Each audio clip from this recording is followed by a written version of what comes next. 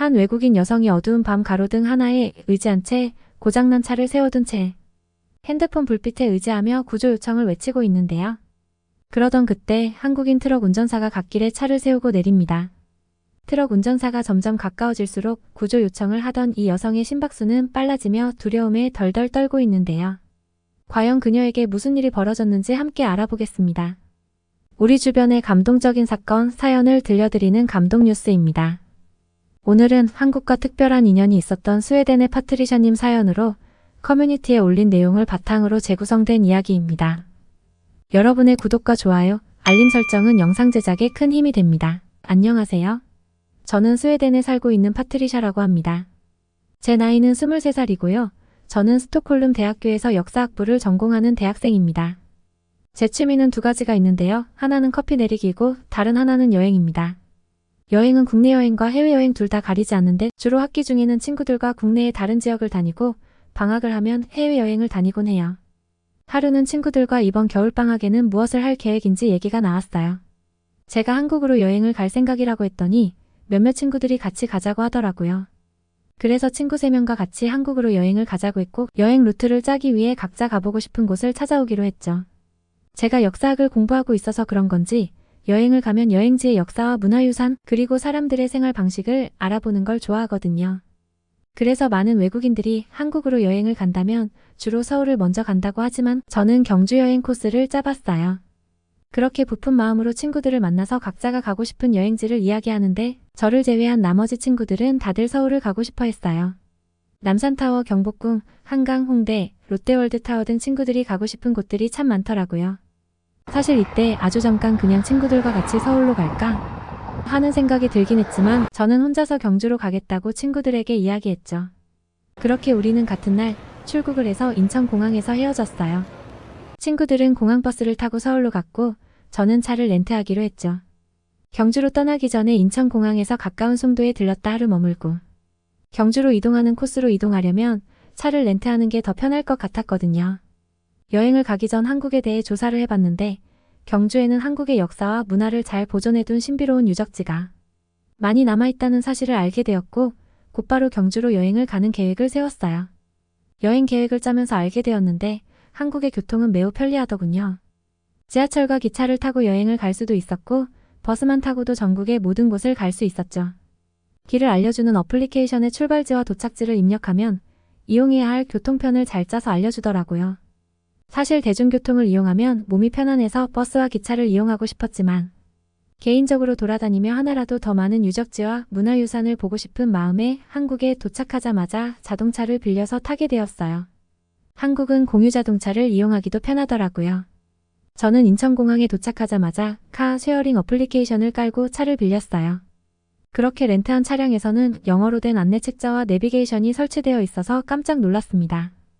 지금까지 해외여행을 다녀보면서 영어권 문화가 아님에도 불구하고 외국인 전용으로 렌트카에까지 영어를 사용할 수 있게 배려해준 나라는 없었거든요.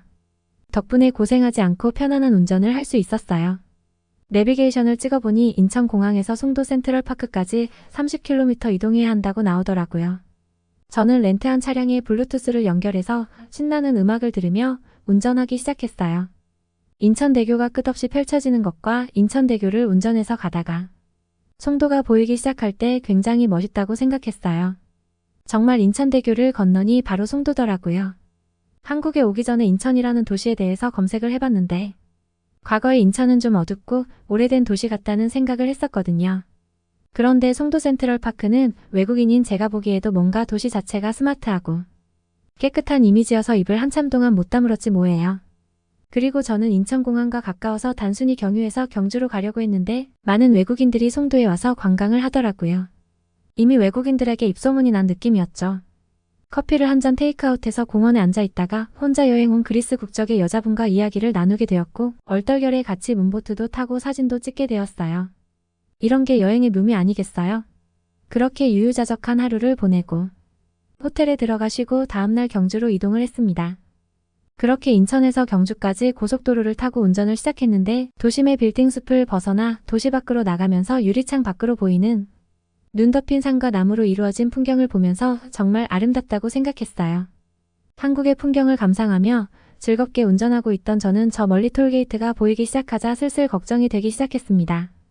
고속도로를 탔으면 톨게이트 요금을 내야 하는데 그동안 여행을 갔던 다른 나라에선 톨게이트에서 근무하는 직원들과 말이 통하지 않아 요금소에서 멈춰 한참을 실랑이를 벌였던 좋지 않은 기억이 떠올랐거든요.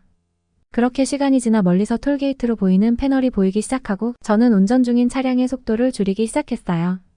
그런데 옆에서 지나가던 다른 차는 속도를 줄인 저를 추월해서 톨게이트를 그냥 쌩하고 지나가 버리는 것 아니겠어요? 저는 저렇게 운전하다간 사고나기 십상이지라고 생각하며 천천히 톨게이트로 진입하려는데 요금소는 없고 그냥 톨게이트 패널만 있는 도로가 펼쳐져 있었습니다. 저는 당황하며 톨게이트를 그냥 지나치고 말았는데 갑자기 차량에서 띠링 소리가 나더니 알 수 없는 한국어가 들려왔어요. 다른 차들도 따라 들어오는 걸 보고 눈치껏 그냥 지나가도 되겠지라 생각하며 나중에 알아봤는데 한국도 스웨덴 못지않게 톨게이트 자동화가 상당히 진행되어 대부분의 도로는 정차할 필요가 없더군요. 덕분에 한껏 가벼워진 마음으로 운전에만 집중할 수 있었습니다. 그리고 공유자동차를 반납할 때 정산하면서 알게 되었는데 고속도로 톨게이트 비용은 나중에 비용 정산 시 청구가 된다고 하더라고요. 한국에서 운전하면서 몇 가지 특별한 경험이 있었지만 특히나 제가 한겨울 나무 위에 눈이 쌓인 풍경을 감상하다가 뭔가 이상하다 싶어 한참을 고민하다 소름이 돋은 사실이 하나 있습니다.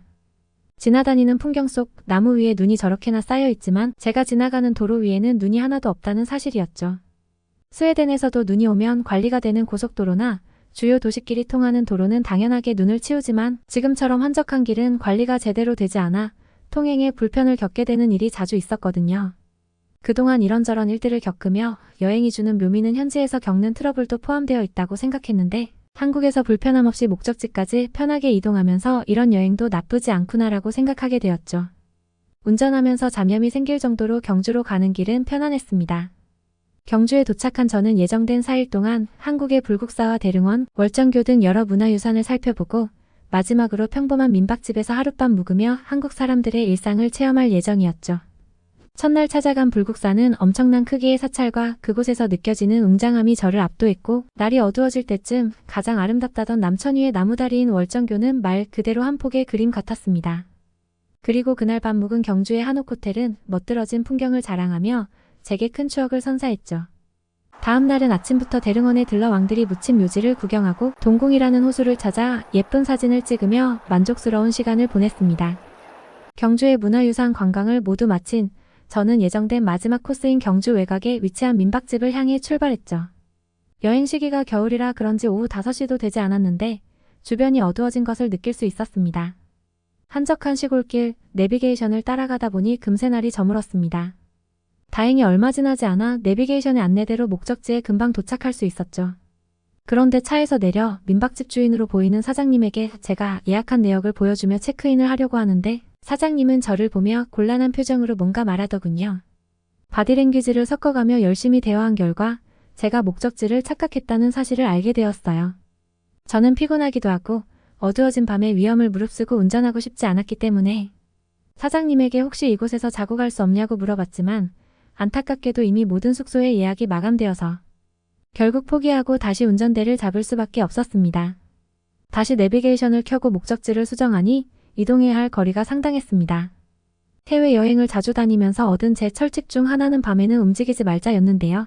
스웨덴을 포함한 해외에서는 밤에 무슨 일이 생길지 알 수 없었으니 최대한 밝을 때 움직이려는 것이었죠. 하지만 한국을 며칠 돌아다니면서 살펴보니 곳곳에 방범용 CCTV가 설치되어 있거나 밤이 늦어도 술을 마시고 돌아다니는 사람들을 여럿 본 탓에 한국은 안전한 나라라고 느껴지기도 했고 마침 차도 있으니 저는 그냥 운전을 해서 예약한 민박집까지 다시 찾아가는 게 낫다고 판단했습니다. 시골이라 그런지 가로등은 별로 없었지만 도로에는 반사판과 형광 패널 등 야간 주행에도 큰 문제가 없게 도로 정비가 잘 되어 있었는데요. 그렇게 다시 목적지를 향해 한적한 시골 도로를 달리고 있는데 갑자기 자동차 계기판에 빨간 경고등이 들어오기 시작했습니다. 저는 급하게 주위를 살피고 비상등을 켜고 도로 옆 갓길에 차를 세운 뒤 시동을 다시 켜봤습니다.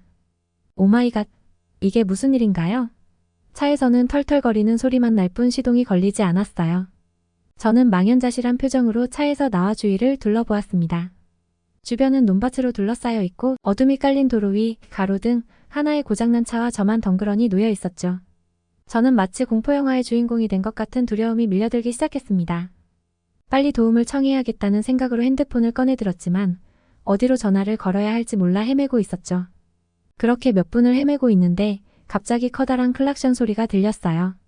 깜짝 놀라 뒤를 돌아보니 포터트럭 한 대가 제 옆으로 천천히 속도를 줄여왔습니다. 저는 그 모습을 보고 겁이 날 수밖에 없었는데요. 왜냐하면 스웨덴에 있을 때 트럭 운전사에 대한 안 좋은 트라우마가 있었기 때문이에요. 트럭 운전사는 꼭 필요한 직업이고 모두가 그런 것은 아니겠지만 제가 만났던 사람은 아주 나쁜 사람이었습니다. 스웨덴에 있을 당시에도 저는 지금처럼 차가 도로에 고립된 상황이었는데요. 지나가던 트럭 운전사가 제 앞에 차를 세우더니 운전석에서 내려 제게 다가왔습니다. 그리고 도움이 필요해 보이는데 일단 자기 트럭에 타서 근처 마을까지 이동하는 게 어떻겠냐고 제안해 왔죠. 당시 순진했던 저는 그 사람을 좋은 사람이라고 철석같이 믿고 그 트럭에 탔습니다. 하지만 근처 마을로 간다던 그는 제가 트럭에 타자마자 문을 걸어 잠그더니 180도 태도가 돌변했죠. 목에 흉기를 들이미며 제게 돈을 내놓으라며 협박했어요. 천만다행히도 저는 가지고 있던 돈을 트럭 운전사에게 쥐어주고 탈출해 집으로 무사히 돌아올 수 있었지만 나중에 뉴스를 보니 저와 비슷한 상황에 처했던 여대생이 성폭행을 당하고 살해당한 끔찍한 사건도 일어났더라고요. 그 일을 겪고부터 저는 트럭 운전사에 깊은 트라우마가 생겼습니다. 그래서 한국에서 트럭 운전사가 제 앞에 차를 세웠을 때 저는 제 차 안으로 황급히 들어가 차 문을 잠그고 벌벌 떨고 있었어요. 그냥 친구들과 함께 서울로 갈 걸 그랬나. 그 순간 후회를 엄청나게 했어요. 제 예상대로 트럭에서 사람이 내렸고 제 차로 다가왔습니다. 어두워서 자세히는 못 봤지만 체격이 있는 남성이었어요. 그 남성이 가까이 와서 창문을 두드리는 순간 저는 패닉에 빠져 살려달라고 소리쳤습니다. 그러자 남성은 다급하게 제 차 안을 살피더니 자기 트럭으로 돌아가 뭔가를 들고 돌아왔어요. 그 남성이 돌아와 제 앞에서 한 행동에 저는 당황을 감추지 못했는데요. 그는 체격과 어울리지 않게 동물 귀가 달린 귀여운 모자를 쓰고 온 것이었죠. 그 우스꽝스러운 모습에 혼자 겁먹고 있던 저는 갑자기 맥이 탁 풀리면서 웃음이 나왔습니다. 그리고 진정하고 차량 밖으로 나와 그 동물 뒤 모자를 쓴 남성과 대화를 시작했죠. 저도 한국어를 못하고 그 남자는 영어를 잘하지는 못했지만 번역기와 손짓, 발짓을 해가며 어느 정도 소통을 할 수 있었습니다. 그 남성은 저를 돕고 싶다고 했고 저는 제가 처한 상황을 설명했죠. 남성은 고개를 끄덕이더니 제 차로 다가가 종이 뭉치를 꺼내보고 어딘가로 전화를 걸었습니다. 그리고 30분 정도 그 남성과 대화를 하던 중 차 한 대가 이곳으로 다가왔죠. 그들은 몇 가지 장비를 가져와 제 차를 점검하더니 얼마 지나지 않아 차의 시동을 걸어줬습니다. 그들은 저에게 배터리가 어떻다고 말한 것 같지만 사실 잘 알아듣지는 못했어요. 그렇게 그들은 제 차를 고쳐주고 돌아갔고 그때까지 제 옆에서 저와 함께 있어주던 트럭 운전사분께 감사 인사를 드렸습니다. 제 자동차 불빛에 비친 그의 모습은 살짝 무섭게 생겼지만 마음은 인자한 분이라는 걸 알 수 있었죠. 그에게 감사함을 표하고 서로 헤어져 차로 돌아가려는 순간 저는 문득 한 가지 궁금한 것이 생겨 뒤를 돌아 그에게 질문했습니다. 그 귀여운 모자는 누가 준 건가요? 그 질문을 들은 트럭 운전사는 세상을 다 가진 사람처럼 웃더니 제 딸이요 라고 말했습니다. 그리고 본인이 조금 무섭게 생겼으니 딸을 꼭 쓰고 다니라고 했다고 하네요. 그 말에 저도 웃으며 제 차로 돌아갔고 무사히 예약된 민박집을 찾아갈 수 있었답니다. 그렇게 제 여행은 끝이 났고 그 도로에서 겪은 추억은 평생 잊지 못할 것 같네요. 지금도 그 아저씨를 생각하면 절로 웃음이 나는 고마운 사람으로 기억에 남아있죠. 저에게 한국에 대한 좋은 기억을 심어준 그 트럭 운전사 아저씨에게 감사함을 표합니다. 어떻게 들으셨나요? 여러분들의 사연이나 전하고 싶은 이야기가 있다면 영상 아래 댓글이나 공식 이메일로 보내주세요. 끝까지 시청해주셔서 감사합니다. 오늘도 좋은 하루 되세요.